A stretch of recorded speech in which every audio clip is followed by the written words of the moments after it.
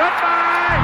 Hello, Heisman. 20, 25, 30, 35, 40, 45, 50, 45. There goes Davis. Oh, my God. Davis is going to run it all the way back. Auburn's going to win the football game. I give it back now to the 30. They're down to the 20. All the band is out on the field. He's going to go into the end zone.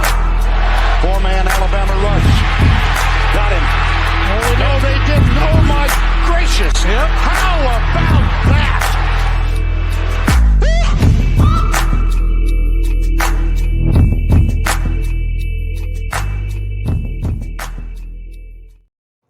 Well, we've got a big-time elimination game in the SEC. We've got conference title races heating up, and the race for an auto bid in the G5 is nearing a fever pitch. Mitch scheduled an FCS pod, so he's out this week, but I'm joined by Garrett Turney. Garrett, we just reacted on a live show to the new college football playoff rankings. You can find that on the podcast feed and on YouTube. But as we head into this week, I joke about Mitch. He's not really on an FCS pod, but we got a lot of teams down south that are scheduling their annual November bye week. So a little bit of a lighter slate from a heavyweight matchup standpoint. But the games that we do have really high stakes this week. I feel like we're kind of a broken record on that at this point, but high stakes games, especially in the Southeast. Yeah, and I think the big theme for this week is just the fact that there's a lot of contenders who should handle their business. And we'll talk about all those teams that are, towards the top that probably should take care of whatever the slightly lesser team they have. But some of these are in tough road spots. Some of these are maybe look-ahead games with bigger games coming up on the schedule. I have a feeling that someone's ruining their season this week. I have a feeling that somebody is going to get their whole season ruined. I don't know who. I'm not necessarily going to call that yet. But I think as we're going through these, there's going to be one or two of these games I'm going to go, you know what? Yeah, this is the one where the whole thing falls out from underneath them. This team, playoffs over, dreams dead. We'll see you in the Who Cares Bowl, right? Something like that. There's certainly a lot to be watching for this week. A lot that we found out of how teams are being valued with the college football playoff rankings. So let's jump right into that big time SEC matchup. It is our 3-Tech Big Three, our leadoff game brought to you by Home Field Apparel. Guys, the weather's cooling off. It's hoodie season. It's bomber jacket season. Make sure you're heading over to Home Field Apparel and using that code 3TechPod for 15% off your first order and buying through the link on our Twitter page if you can to support the pod. Garrett, our first big game of the week is number 7, Tennessee, traveling to Athens to take on now number 12 and first team out of the college football playoff rankings, Georgia. Georgia is a 10-point favorite at home. That's a puzzling line for me when we've seen what these two teams have put on the field, especially in the last few weeks. But Garrett, if they're basing it on history, it's a good line because Georgia's won 7 straight in this series. Tennessee's last win was in 2016, ironically, a week after Georgia's last loss to Ole Miss before this past week. So history certainly on the side of the Bulldogs, but this current year might not be. It's a couple of offenses that are struggling to get going. I don't mean to rehash this Georgia conundrum that we've got, but it really is the main storyline. Both of these offenses really struggling to get going. In SEC play this year, Georgia's averaging under 400 yards of offense, only 111 yards per game on the ground, and 2.14 turnovers per game. 11 turnovers in the last 4 games for the Georgia Bulldogs. Most of that courtesy of one Carson Beck. Tennessee hasn't been much better. Tennessee, 24.5 points per game. Again, also under 400 yards of offense and right around 200 pass yards per game. Nico's questionable. Josh Heupel said that Nico is going to be good to go, but then we had a report. I don't know how credible this is and what information he has, but the Bear, Chris Felicia, told UGAsports.com that he has intel that Nico will be out with a concussion. So Heupel saying one thing to the media, Chris, the Bear, Felicia saying he has sources that contradict that. Garrett, this is going to be a really interesting game. And for me, it's copy and paste for last week. Tennessee has a really solid pass rush, but as 10-point favorites, can Georgia protect Carson Beck? And then can Carson Beck take care of the football as if he has good protection? I just think the answer is probably no right now. I don't think Georgia's shown you anything to really say that they're going to take care of the ball. And that seems like such a low bar for Georgia because we're not talking about can they be explosive? Can they hit those big plays over the top? In previous years, we've said, well, they got a pretty good run game. What can they really get going in the pass game? Can it be balanced? We're not having any of those conversations right now. We're saying, can you just stop throwing picks? Like, can we just find a way to somehow not turn the ball over all the time? This is not where Georgia wants to be as an offense right now, especially considering the fact, yes, they get this game at home, but especially considering the fact that Tennessee has a top 5 scoring defense and they only give up 100 yards on the ground. Georgia already doesn't really run the ball very well. I think that's going to be a glaring problem for Georgia. They're going to get a lot of long down and distances. I don't think they're going to be able to establish the run very early on. And I think this is going to spell some disaster because if you're forcing Carson Beck to drop back and convert, 2nd and 9, 3rd and 7, those type situations, I don't think he's going to do it over the course of the game, not against how good this Tennessee defense is.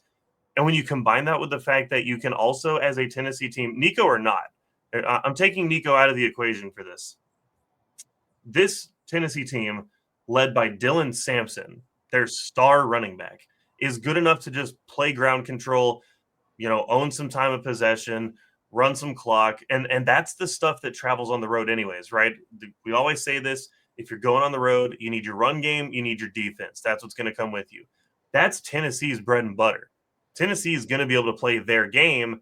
And what I get worried about from the Georgia side is if things start to spiral, what happens with that fan base, right? That's a fan base that rightfully thinks that they deserve, or at the very least expects a high level of success.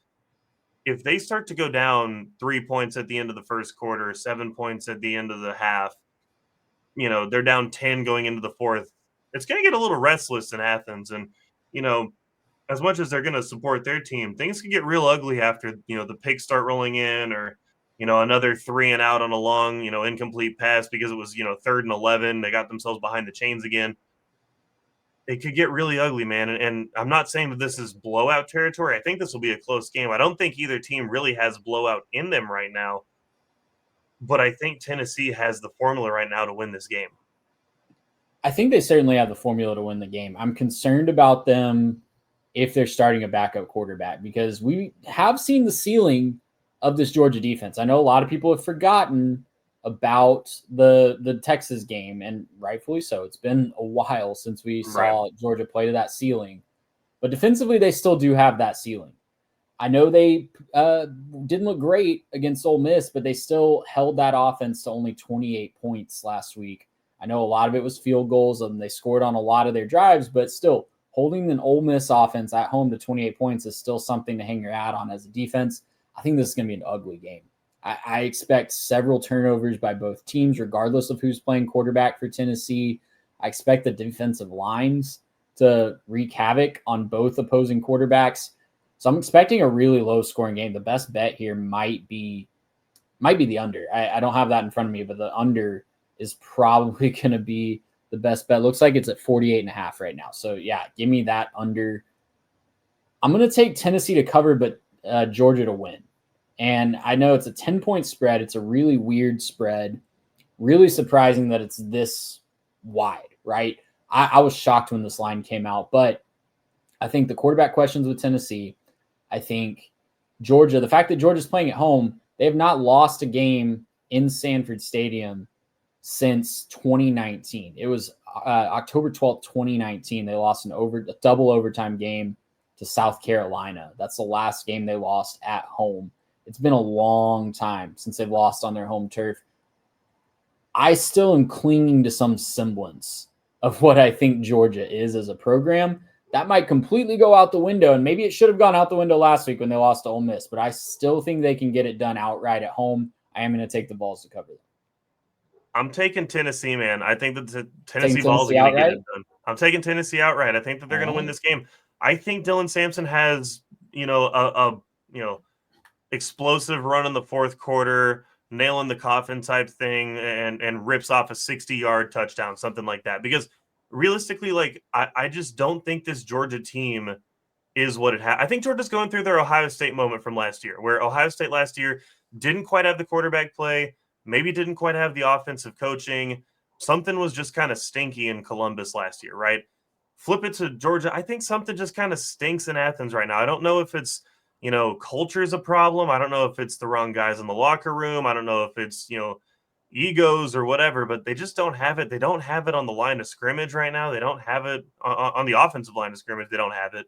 I think they're going to get whooped up front on the offensive side of the football, which is bizarre to say talking about Georgia that they're going to get whooped up front, but I think that'll probably happen.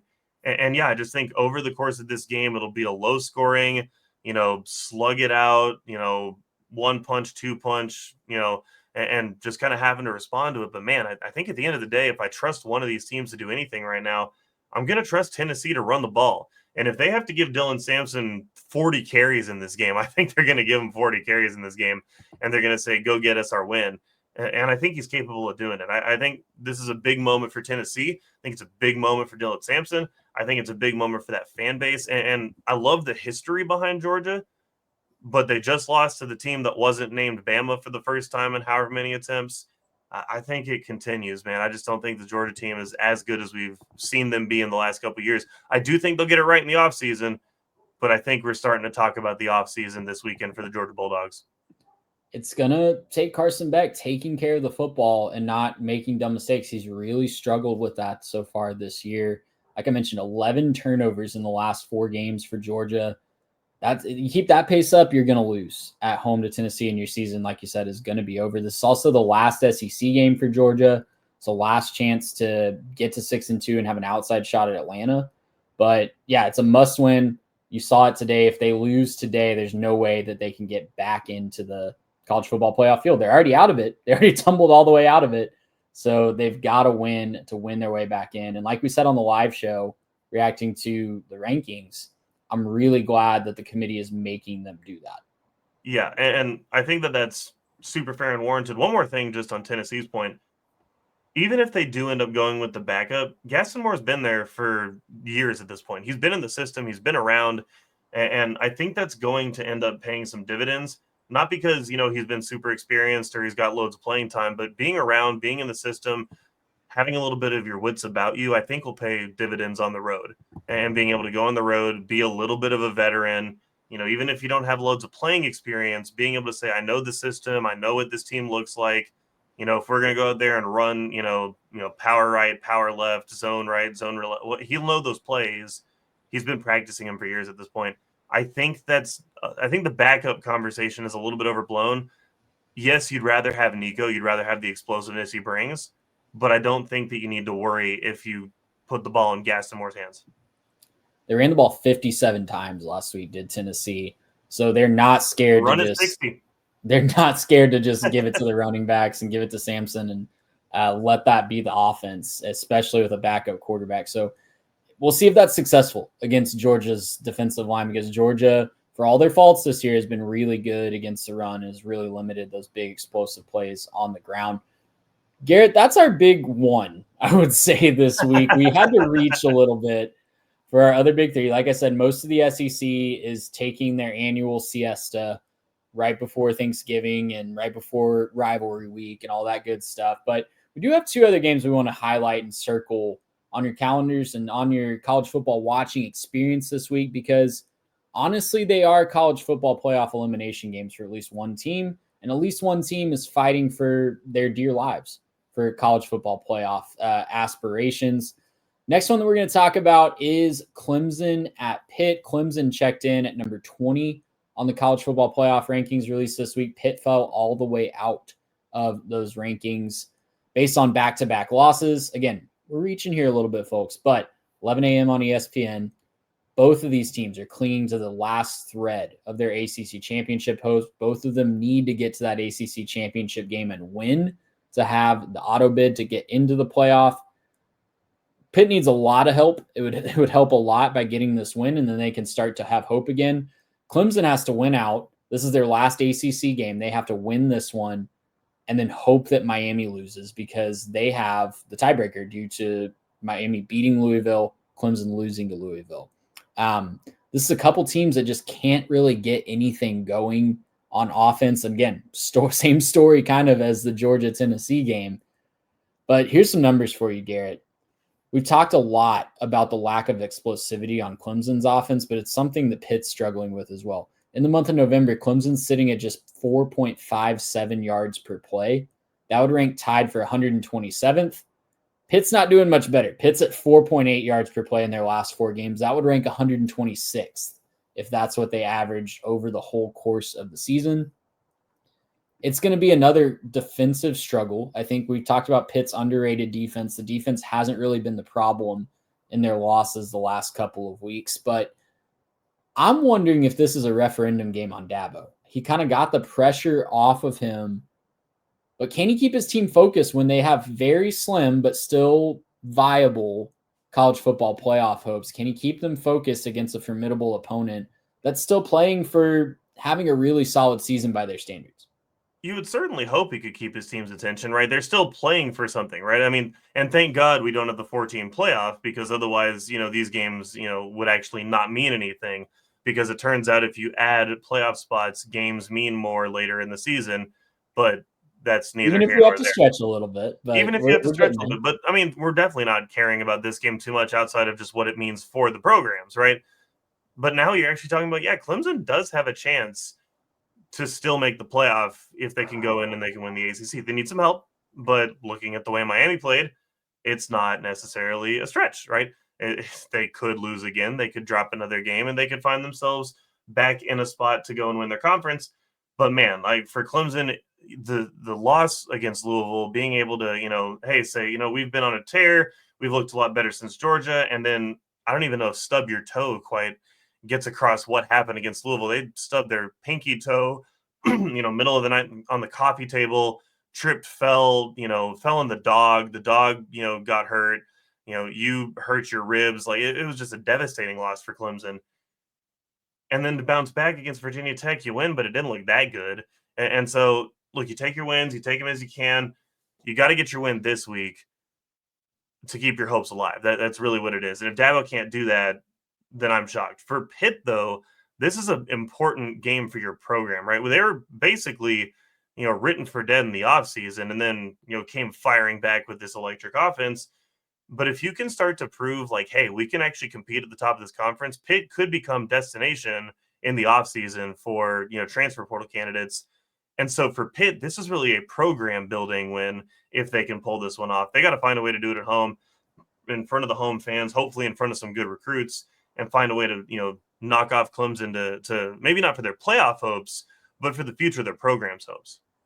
Yeah, I mean, sitting there at 2 losses, it's not impossible. We are talking about SMU that's leading the conference. A lot of talk about Miami and if they're going to lose another game, but SMU, I mean, yes, they are undefeated in ACC play. No, they do not have the most formidable schedule. We'll talk more about the Mustangs when we get to the ACC segment, but if you think that your dreams are dead, if you're Pitt or Clemson, you're sadly mistaken, because they could very easily find themselves playing for that ACC auto bid as long as they take care of their own business. So need to stay focused. Both these teams need this win to cling to a very last thread of hope.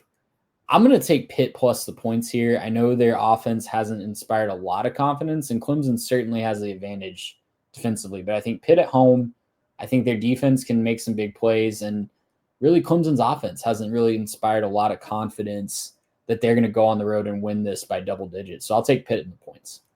Yeah, Clemson's been down on offense recently, but I do think they can find a way to get back on track. I'm going to say that they've been able to flush the Louisville loss. I don't know that that's true or not, but I'm going to say that they found a way to flush the Louisville loss at this point.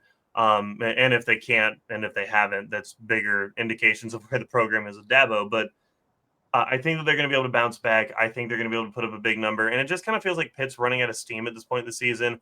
They kind of found something. It was sort of magical for a little bit, but it seems like it's starting to wear off. Seems like teams are figuring out what they're supposed to do. And I trust Clemson's defense to kind of hold them down a little bit and put the ball back in Cade Klubnik's hands. If you can give Cade Klubnik the ball a bunch, even if it's inefficient, I still think they're going to find a way to score a bunch of points. I'm going to take Clemson minus the points here. I think they're going to find a way to bounce back, get a big win. Let's go to our last Big 3 game, and I will confess, again, we're reaching a little bit here, guys. I'll confess, we are recording this on Tuesday night. We usually record on Wednesdays. And we do now have another top 25 matchup. South Carolina, Mizzou is a college football playoff top 25 matchup. This game is not, but we kind of highlighted it, same reason as Clemson, Pitt. It's Arizona State at Kansas State. 9.5-point favorites are the Wildcats of Kansas State. I almost said the Wildcats, but that wouldn't help you guys. Yes, it would, because Arizona State's the Sun Devils. I'm recording on a Tuesday. I've been thrown off, man. Yeah, Arizona State fans are screaming right now. They're not. We're not Wildcats.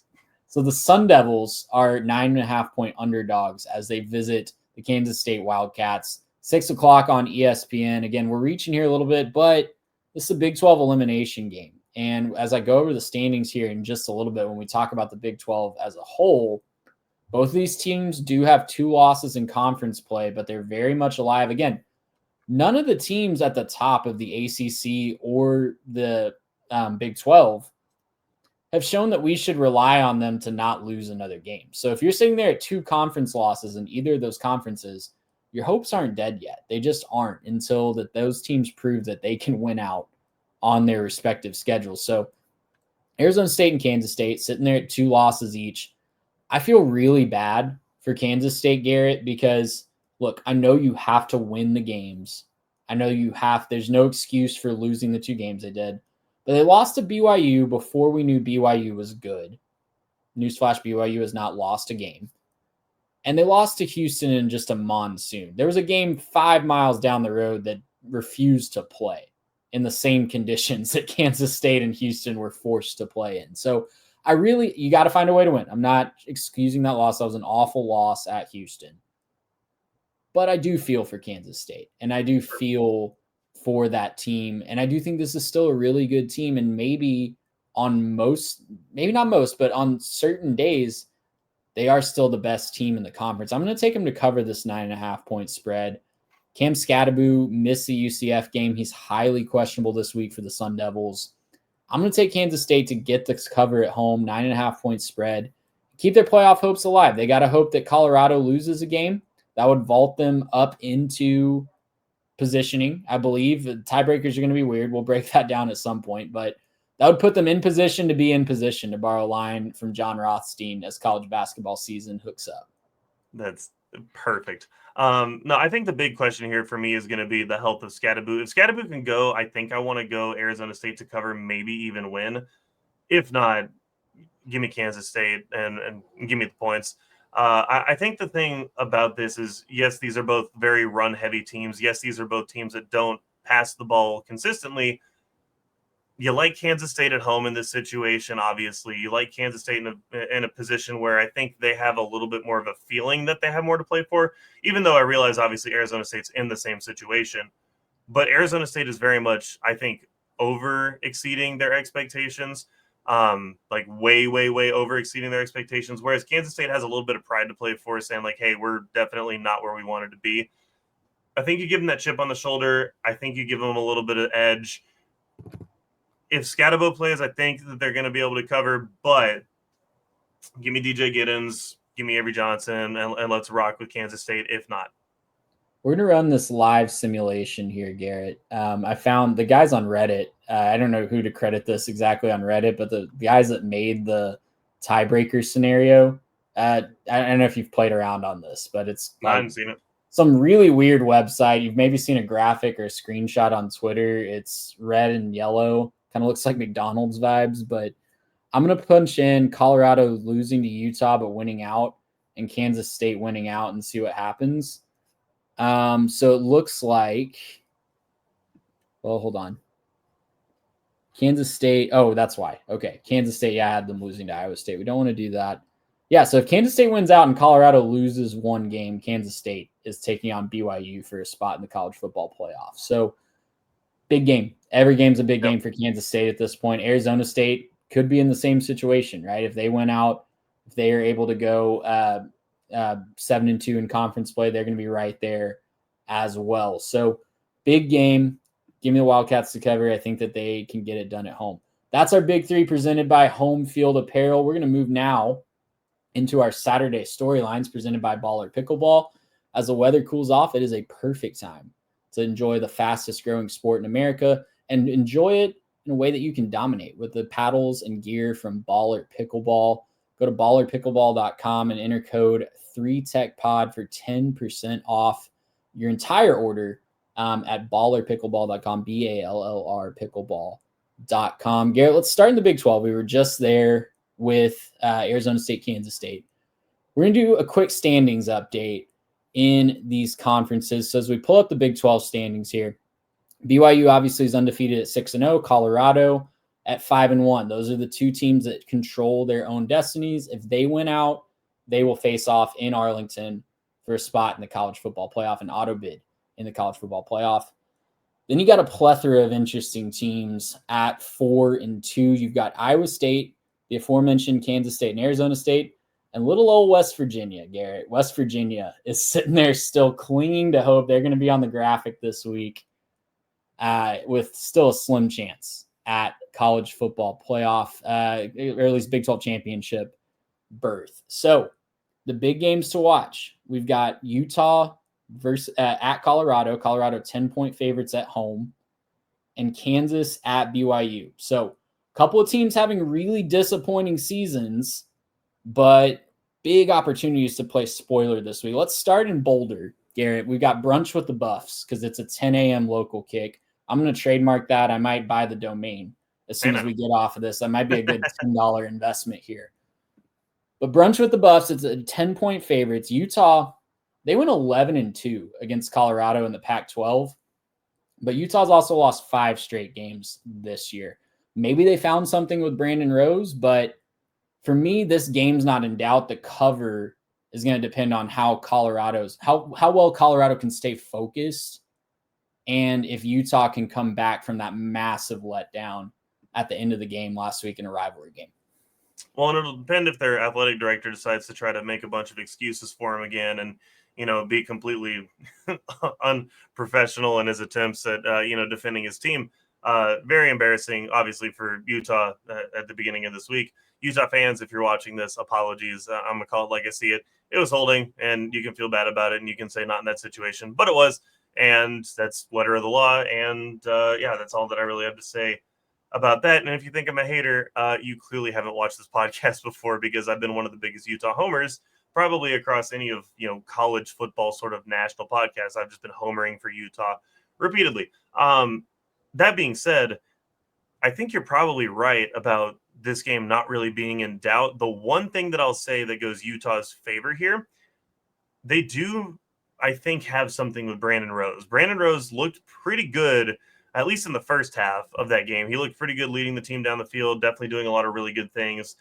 If he can take another step, look like he did in the first half for the entirety of a game, Utah's defense is good enough to give Colorado's offense some problems. And this could become a pretty close game pretty quick. If not, I still think Colorado wins. I think they're the more complete team. But after what Utah just did to BYU, I understand it's a rivalry. Anything can happen in a rivalry, so you're going to get up for that one. But I think after what they just did, they showed that they can still compete at the top of the conference. They're really close. They're just missing pieces. Obviously, none of them expected that they were going to be without their quarterback the entire year again. But this is where we are, as sort of a Utah fan base, right? That's where they find themselves. Colorado's the better team. Colorado should win this game. I do think that Utah will find a way to cover. I just think they're going to find a way. Could be a massive letdown spot. Could be emotionally drained. They might lose this game by 50, but I think they're going to find a way to cover this one and keep it close. I'm going to take Colorado. They do have to stay focused. They do have to find a way to lock in and a weird kickoff time. I don't know why they're doing this themselves. I guess that's Fox just being Fox with putting these games early in the day, 10 a.m. local time, like I said. Yeah, I'm going to take them to cover. Brant Keithy is out for the year for Utah as well. That's kind of the big offensive weapon that they were leaning on. I just haven't seen enough from Utah other than that first half against BYU. And Colorado can take care of the football and not hand opportunities to Utah. I really don't see Utah creating opportunities for themselves. Yeah. And if Colorado can win this one, I mean, it's two of the most disappointing teams in the Big 12 to close out their schedule with Kansas and Oklahoma State. Yeah, and I think Colorado's on a crash course to meet BYU in Arlington. I think there's a real chance that that's where we're going. I don't think that there's really a whole lot of debate that's where we get. Really, I think at this point, you're just wondering as a Colorado fan, can we still make the playoff if we end up in sort of maybe a 9-3? Well, not, I guess it'd be a 10-3 situation. You're hoping you could. I don't think that you will. No, they've got to win out, So including the you're Big 12 thinking you got to win championship. out and win your conference to get in. So it's kind of all or nothing if you're a Colorado fan right now. You might get a little extra hype and a little extra help because people, I think, are wanting to see Colorado get up there. I just don't think that they're there, and that's going to make you start to say, okay, well, like, could we have just not dropped some of those dumb games at the beginning of the season? That Nebraska loss is looking worse and worse as the weeks go on, man. I know a bunch of Colorado fans are begging for a rematch of that game right now. Let's move on to the other contender in the big, other top of the table team in the Big 12. BYU 3-point favorites at home against a Kansas team fresh off of knocking off Iowa State and knocking Iowa State out of playoff positioning. Can Kansas play spoiler 2 weeks in a row? Or in BYU, living on a prayer. Our friend Parker Fleming is at Stats of War on X. He tweets out every Monday the "Did we really get beat that bad?" graphic. It's one of my favorite things on college football Twitter. And it seems like every single week, Garrett, BYU is on the negative end of those net efficiency analyses. And yet they're sitting here undefeated with only a couple games to go here in November. Even the Utah fans that I saw in those replies have shifted from they can't keep getting away with this to honestly, it's impressive at this point. They have the team of destiny vibes. They're playing with fire each and every week. Will they go full Miami? That's my question, because it's all going to come down to the run defense for me. Kansas has run for 190 plus yards in 3 straight games. We've seen BYU lapse in the run defense before. Against Oklahoma State and UCF, they allowed over 250 yards on the ground. So if they can stop the run, it's going to be really difficult for Kansas to pull an upset. But if Kansas can establish that ground game like they did last week against Iowa State, could be a really bad day in Provo. It sure could be. I just don't think that's who this BYU team is. I think BYU is getting a little extra hate, sort of nationally, and people are coming around a little bit slower. I think this BYU team is really, really good. The issues they have defensively typically just come from them playing a little bit more of a zone look and, not being able to get to the ball as quick. But at the same time, this is still just a really, really good defense that finds ways to smother you and force you to execute. Even looking last week, like, I know the rushing has been a little bit of an issue. Only really gave up, 120 yards to Utah. And that was on, I think more than 30 carries. Yeah, 32 carries in that one. So it's not like they gave up massive, massive numbers. It looked worse starting off, but they really tightened it down in that second half, gave up no points. But Trey, I want to ask you this. I don't know if you even know this. How many games this year do you think BYU has reached the 30-point threshold? They played 9. How many games have they reached the 30-point threshold? Yeah, where they've scored minimum 30 points. Man, I'm going to go with – I feel like you're setting me up for a low number here. I'm going to go – no, you know what? Because they've played quite a few like really solid offensive performances with plus 30. I'm going to go – I'm going to go 6. It's 7. They've scored 30 plus in 7 of their 9 games. They scored 18 in that absolute grueling fight with SMU. And then, of course, last week, 22 in another rivalry, which was just, absolutely back and forth. Outside of that, they've got 41, 34, 38, 34, 41, 38, and 37. And I don't think people are talking about them like they're this massive explosive offense. They just take care of their business, right? They are 27th in scoring nationally. They're 25th in scoring defense nationally. This is a very good BYU team that I don't think is getting enough credit for what they are doing. I understand, they haven't played the best teams in the world. You can only beat who's on your schedule, by the way.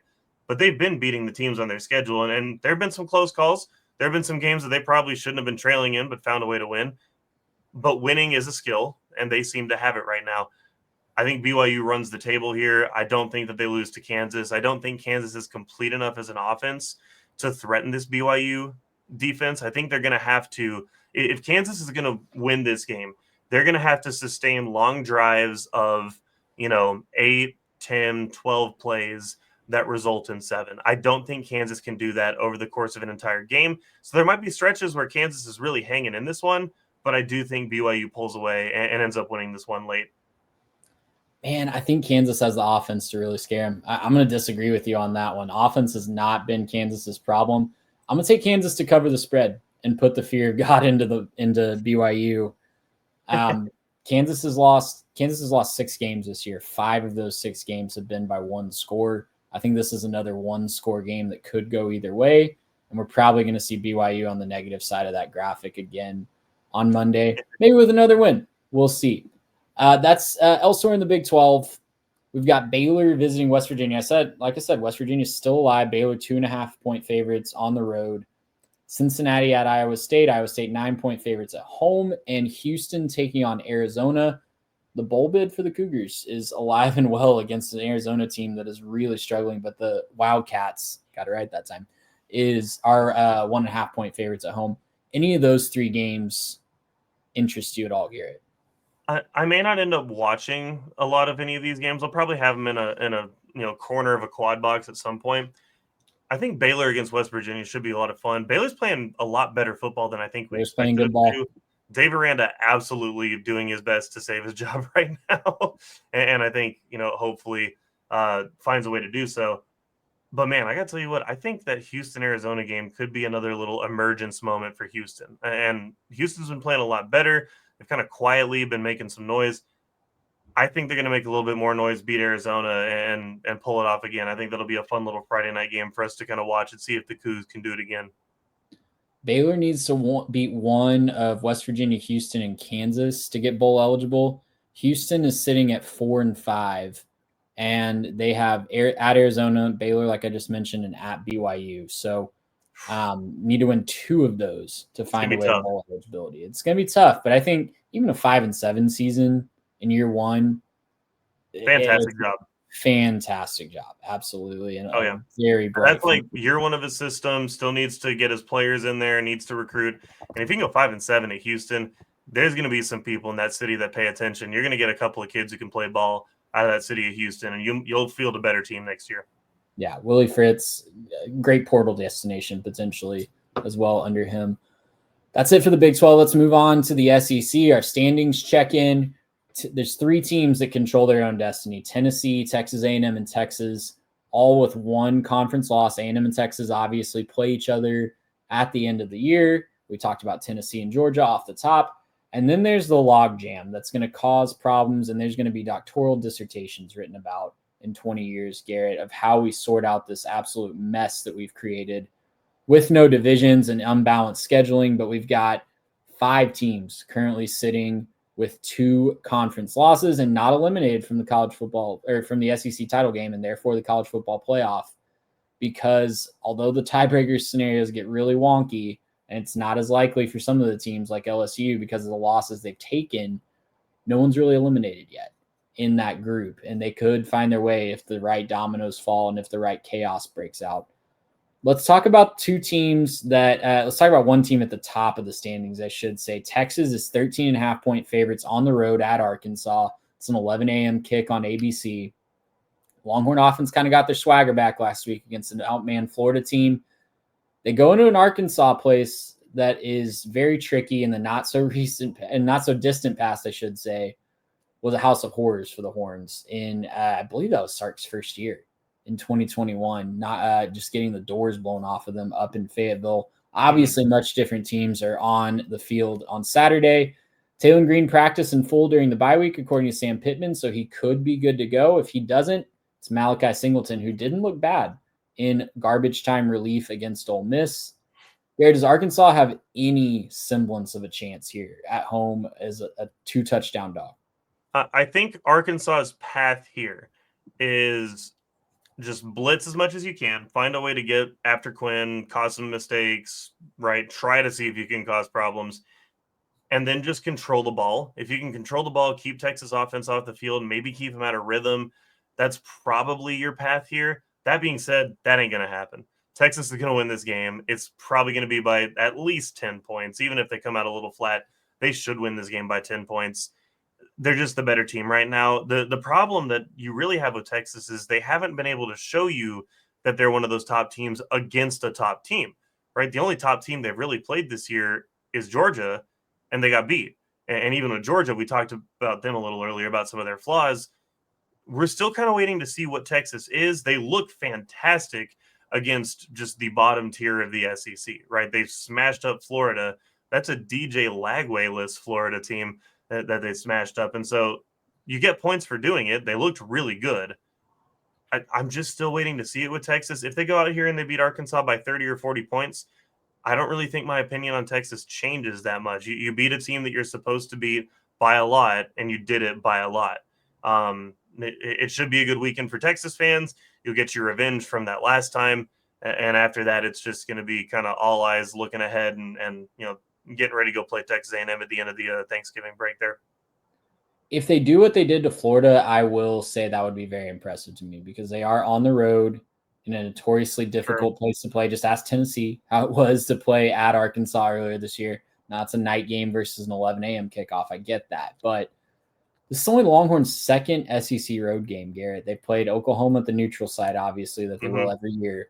The only other one was at Vanderbilt, where they're probably more Longhorn fans than Texas fans. Right. It's just laughable. Like, much has been made about this. I'm not saying anything that anyone listening to the show doesn't know. It's just laughable how the schedule set up for their Longhorns. First tough SEC environment. Yeah, and we're sitting here. That game will be played on November 18th, right? If I have my days right. November 5th, 16th. So, yeah, just ridiculous that's how that played out. Texas is 55th in the strength of schedule rankings right now, which is kind of impressive for an SEC team to be that low in November. But that's how the schedule drew up, and they can only play the teams in front of them. I get that. So, and they've looked good doing it. Like, they have looked really good for the most part. Yes. Even when Quinn was out and you had Arch played well enough to win you some games. Looked pretty dang good in a couple of them. Obviously, like a little bit of a struggle with Mississippi State for a lot of that game. Then they pulled away late, and not exactly convincing for the first quarter and a half against Oklahoma. Then you pull away. So I get it. Like, again, rivalry game for that one. So that's a whole other thing. Vanderbilt was better than probably a lot of people expected. That game maybe closer than expected, but still, I think they've looked really good doing it to this point. I just don't know what Texas can show us until they can beat like a top team, and they might come out there and go up against A&M and smoke them in a couple weeks. They could go beat A&M by 30. That wouldn't shock me necessarily because they're a really good team. I just don't know that you can say with certainty that they're one of the top teams until you see them do it against a top team. Absolutely. You can only play the teams in front of you, but you also are going to be a product of that schedule at some point. For the record, I'm taking the Longhorns to cover this weekend. I think that they get out of Fayetteville with a big win. Elsewhere in the SEC, we've got LSU 4-point favorites at Florida. Who cares more or less in this game is going to be really interesting to see. And then we have what is now a top 25 game, according to the new college football playoff rankings. Number 21, South Carolina. Number 23, Missouri. That game is in Columbia, South Carolina. So Gamecocks 11.5-point favorites. That line is just so disrespectful to a playoff contender. You heard Eli Drinkwitz say they're a playoff contender, and you know what? I did hear him say that. If they somehow go 10-2, they are, yes, very much going to be in consideration, but probably miss out because they don't really have a quality win. But even still, 11.5-point underdogs going into Columbia, South Carolina. We don't know if it's the Brady Cook show. We don't know if it's the Drew Pine show. I think it could get really ugly, and South Carolina might run for 300 yards. Yeah, I don't really like either of those shows, whether it's the Brady Cook or the Drew Pine shows. I don't want to watch either of them. South Carolina is peaking at the absolute right time. They're playing pretty good football. The last several weeks, obviously, getting the big win over A&M. Followed it up with, was it Vandy that they beat last week? Yeah. A pretty healthy margin. So they're playing a lot better. I don't think this is the best team they played the last couple of weeks. I would pick either A&M or Vanderbilt to beat Missouri right now if the game was played right now. And so I think South Carolina probably ends up pulling this one off pretty comfortably. Don't know that they cover the 11.5, but I could see it being like a 10-point game or maybe even a late cover with a late field goal just to put it out of reach. But I think it's a good line. I like where the line is right now. I think South Carolina probably wins by about that margin. Am I crazy to like Florida +4 at home? Because I think if DJ Lagway plays, obviously, if it's the Yale transfer experience, then give me LSU minus all the points. But right, if DJ Lagway plays, it's a running quarterback against LSU. and it's the Gators at home in a spot where they probably are feeling like they have more to play for, playing for pride and playing for their coach's life, regardless of what the athletic director said last week. I feel like Florida has more to play for in this situation and might be more excited for this game. So I kind of like Florida +4 if DJ Lagway plays. Would Florida be in a good position to just run Wildcat all game? Like, would it make sense to just say, like, hey, we're going to go crazy. We're going to get our 2 best running backs. Y'all going to learn how to run, like, kind of a read option veer type of thing, and we're just going to let it happen. Just be like 2019 Kentucky, 2018 Kentucky. It could work. It could really work.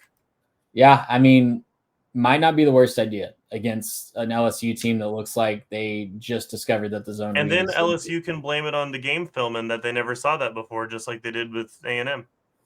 Not a bad strategy. I don't know how much longer that's going to go over well in Louisiana. It's already not going over well. I would pick LSU -4 in either case, but that's just me. I don't think Florida's very good. Yeah, I don't either. But again, I think they might have a little bit more of a motivation factor. Go get tricky with it. Yeah, it could be fun. Yeah. Also in the SEC, they're all playing Little Sisters of the Poor. I'm not even going to dignify those games with listing them. You can look them up on ESPN or your website of choice if you want. Let's go to the games ACC. Aren't even being televised, by the way. They're like ESPN Plus games. Yeah, streaming only, as they should be, for playing these in November. I get it. Let me say, like, I'm not on that team. And there's some Ohio State fans that were trashing Alabama for playing. Again, not going to name the team, didn't give that dignity. But you just played 1-7 Purdue in a conference game. Let's maybe step off of our moral high horse for people playing a bye game in November. You played your 3 bye games. SEC gets 4. We get it, but you also get to play 1-7 Purdue and hapless Nebraska and a whole bunch of other teams in the Big Ten that just doesn't compete top to bottom. So yeah. Let's move on to the ACC. I'll get off of that rant. It's much simpler in the ACC. We've got SMU and Miami controlling their own destiny. SMU's undefeated in conference play. Miami has 1 loss. Clemson needs to win out and hope that Miami loses. Then you got a couple teams holding on for dear life, Louisville and Pitt, hoping they can win some tiebreaker scenarios to get into the ACC championship game.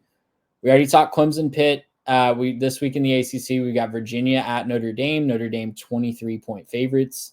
Boston College visits SMU, who are 16.5-point favorites. Just saw that Castellanos is going to be out for Boston College, so note that if you're thinking about betting that one. And then a few other games: Syracuse at Cal, Louisville at Stanford, and Wake Forest at North Carolina. A little rivalry game there. 11.5-point favorites are the Tar Heels at home. Garrett, I'll let you take the ACC wherever you want to go. Yeah, I mean, obviously not loads and loads of consequence here. I wanted to give a shout out to SMU. Lots of fun this year, kind of following them, watching them. 6th ranked scoring offense, so it's a pretty good offense. And if you haven't been paying attention to the Ponies, it's probably about time because they might be making some noise and finding their way into the playoff pretty soon. They should be able to take care of business. That is a should. And so they should find their way to the championship game. I'm not sure what happens once they get there, but they should find their way towards that championship game. And then obviously Notre Dame, not technically a part of the conference, but playing Virginia, Notre Dame looking a lot better. But if we're being honest, they punched their ticket to the playoff when they beat A&M earlier in the season. They've been kind of just cruising by, worse teams than them. So should be fine, should win by a whole bunch. And as they continue their kind of warm up for the playoffs. And with the rest of the ACC, it's some teams that right now they looked good at times, but aren't quite there. There's going to be a lot of games that matter this weekend. Not a lot of them are going to be in the ACC. Syracuse and Cal could be a really fun TV show. I'm kind of excited to see that one. On a network for TV shows. Exactly, yeah. On the CW, as all funky ACC games should be. I was really surprised about that line. It's down to 8.5 now for Cal, but yeah, the shine has kind of worn off Syracuse a little bit lately. Syracuse is not good. Once again, we're sitting here asking the question in November. Let's move on to the Big Ten, and then we'll close things out with the group of 5. This game almost made our 3-tech Big 3. but we realized that there's a couple reasons that we'll get into why it didn't. Oregon, number 1 again in the college football playoff rankings, 13.5-point road favorites at Wisconsin. This is a night game on NBC, so a night game at Camp Ramble, not for the faint of heart, and not something that Oregon has a ton of experience playing in. Raucous environments on the road, playing in the Pac-12 for all those years. So a little bit of a new experience for them. They've also got to figure out the third quarter, Garrett. This is just laughable to me at this point. So I'm going to read this out here. This is the points per game per quarter for the Oregon Ducks this year. First quarter, 8.4 points per game. That's 16th in the country. Pretty good. They're pretty good at getting a fast start. Mm-hmm. Second quarter, 15.1 points per game. That's first in the country. They're great at finishing teams off before the half, kind of settling into a game and really starting to put their foot on the throat in the second quarter. They're really good at closing games as well. In the fourth quarter, 9.3 points per game. That's 15th in the country. Really, really solid. Mm-hmm. In the third quarter this year, Garrett, they're averaging 4.1 points per game. That is tied for 101st. It's not very good in the country. What are we doing in the third quarter? Are orange slices not getting out to all the team players at halftime? Are we cramping in the locker room? Like, is the halftime speech from Dan Lanning just like watching a YouTube video or giving them iPads or something? Like, what are we doing in the third quarter? They're lollygagging. They're coming out slow. I don't know, man. I couldn't tell you. There's probably a part of this that's just apathy. I don't know if that's. I thought that too, but then I saw the fourth quarter numbers where they're like 15th in the country. What that turns into is you don't score very much. Maybe the other team scores, and it kind of lights a fire under your butt, and he makes you go, "All right, time to log back in. Got to win the game." But I couldn't tell you, man. I couldn't tell you. It seems like a thing they got to get figured out. That'll be a fun one to keep track of and see if they can maybe improve in the third quarter going forward. Because I'll tell you what, if that doesn't improve, that's going to be a place where teams can take advantage of them in the playoff. That'll be a place maybe in a potential championship game you could see a game swing. They're going to need to figure that out. Right. Obviously, it hasn't hurt them yet this year. So don't hear. I would also ask, do they typically like to start with the ball? I don't know if that's a thing, but it could be just the fact that they're not getting the ball after kick if they're a team that likes the ball first. That could be a thing of the other team coming out, maybe playing better field position or doing something like that. It could be that. I don't really know. But yeah. You've piqued my interest. I will look that up, and I'll look up some turnover numbers as well. Listen, back to the game at hand here. I wanted this game to be interesting. Again, we almost made it Big Three, but Wisconsin's on a 3-game losing streak. Last time we saw them, they lost 42-10 to Iowa on the road. I think this is another game where Oregon might look pedestrian in the third quarter, but is going to roll to a big victory. Again, interesting, though, that they're playing in a big night game on the road for the first time in a while. Yeah, and the big thing that I wanted to point out here specifically is Oregon's such a balanced offense, but has a really underrated run game with Jordan James. Last couple weeks for the defense for Wisconsin, they've given up against Iowa, they gave up 329 on the ground. Before that, for Penn State, they gave up 173. They gave up 127 to Northwestern. Of all teams, 168 to Rutgers. They have not been very good against the run recently. Oregon probably rushes for 200 yards minimum in this one. It's going to be what Oregon wants to do. If they can keep their focus, and I believe that they can, this should not be a close game. I'll pick Oregon to cover on the road. Elsewhere in the Big Ten, we've got UCLA and Washington playing on Friday night. We're on UCLA Bowl watch. They need a win here or against USC. They're on a 3-game win streak right now, so really back from the dead. Impressive job to be pulled back from the literal ashes. We were thinking at one point UCLA might go 1-11 or 2-10. Yeah, and the thing about it too is, so I talked about this at the beginning of the season. We were doing the previews. UCLA is traveling more this season than 26 NFL teams, despite the fact that they play 3 fewer road games. Or they've played, I think, 3 fewer games than the NFL teams play on the road. It's crazy the number of miles that they go this season. And somehow they've found a way to turn it around mid-season. They looked really bad to start, but yeah, you're right. I mean, they've turned it around. You said, 3-game win streak. They're playing a lot better. Starting to put some points up a little bit. They hadn't broken 20 I think, all season leading up until the last couple weeks.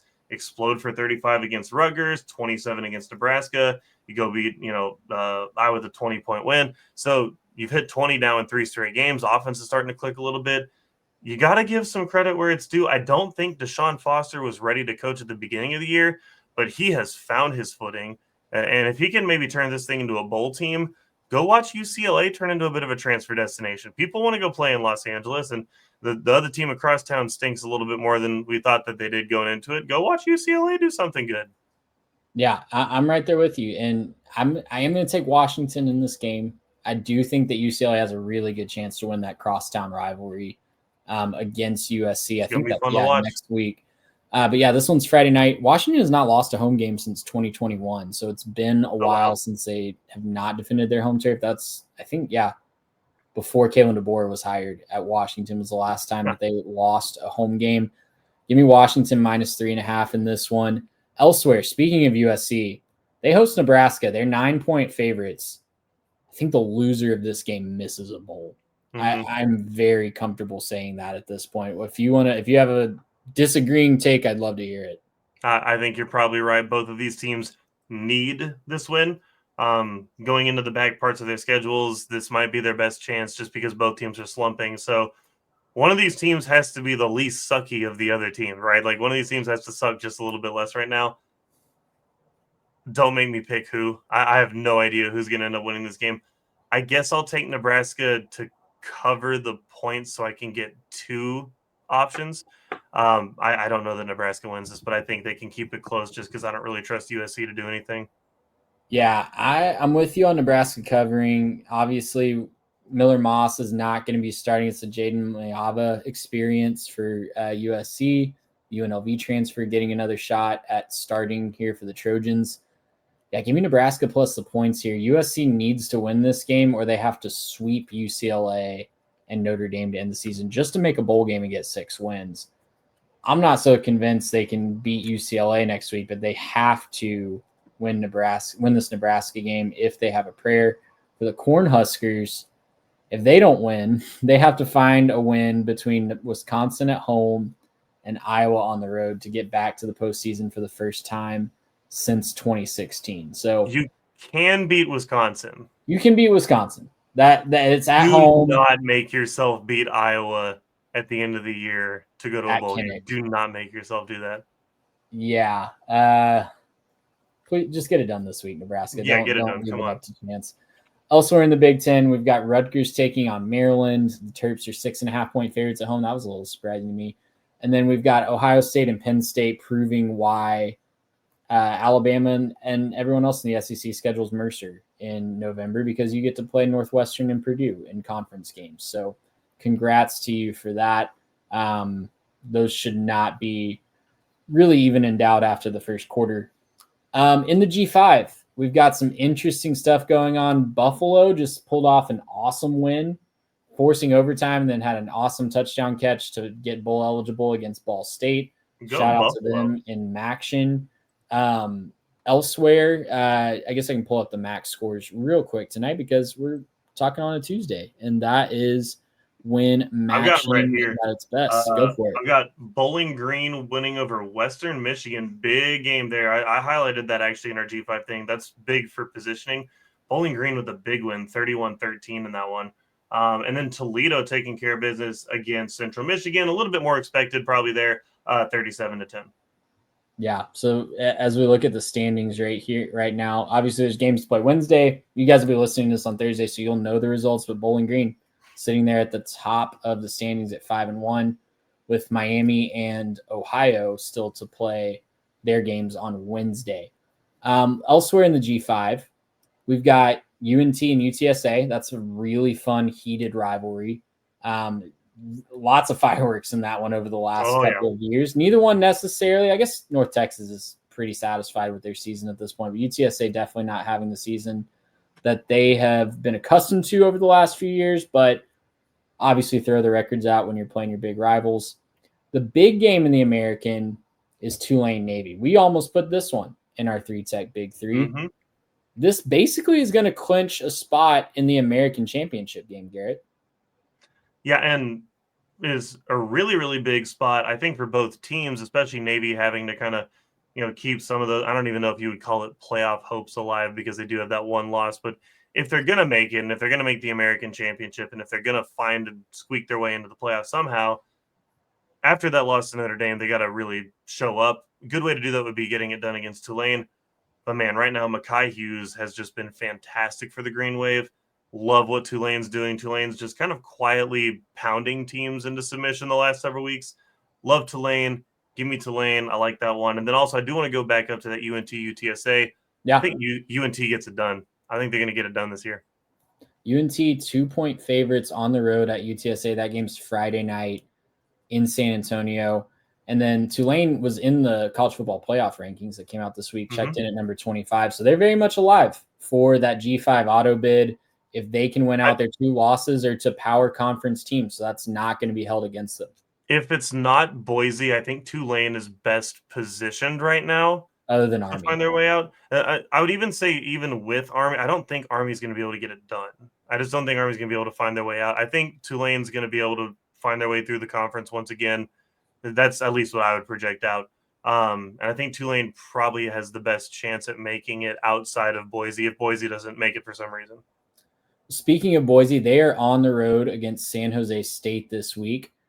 They looked a little mortal last week against Nevada at home. It was a little closer, too close for comfort for Boise State fans. That game is 6 o'clock on CBS Sports Network. Boise State 13.5-point favorites. Elsewhere in the Mountain West, we've got Friday night. We've got Colorado State hosting Wyoming. The Rams are the only other undefeated team in Mountain West play, sitting there at 6-3.